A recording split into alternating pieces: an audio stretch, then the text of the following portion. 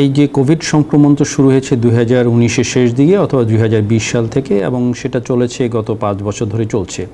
তো এর মধ্যে যদি দেখেন যে আস্তে আস্তে কিন্তু এই কোভিড সংক্রমণটা কমে এসেছে এবং প্রতিদিন কি কমতে কমতে একসময় এসেছে যে কোনো কোভিড কেসই ছিল না। এটা আমাদের দেশে ছিল না, বিশ্বজুড়ে কিন্তু অল্প অল্প কোভিড কেস ছিল।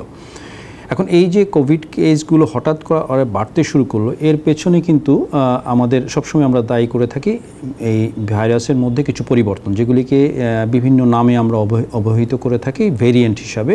বিভিন্ন ভেরিয়েন্টের আগমন হয় এবং আমাদের মধ্যে নতুন করে সংক্রমণ ঘটিয়ে থাকে এবং যেটাকে আমরা বলে থাকি আউটব্রেক।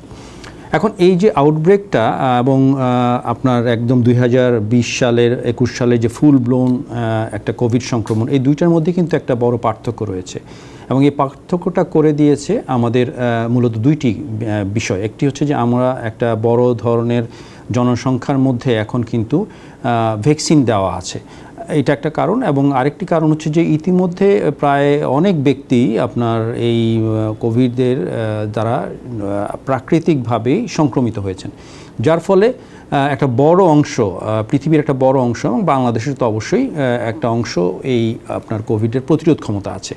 সেই ক্ষেত্রে যখন পুরাতন ভাইরাস যেটা দিয়ে আমাদের ধরেন আমাদের সংক্রমণ হয়েছিল অথবা আমরা ভ্যাকসিন দিয়েছি যেগুলোর বিরুদ্ধে, সেগুলি যখন সংক্রমণ ঘটায় তখন কিন্তু কোনো ধরনের আপনার লক্ষণ প্রকাশিত হয় না।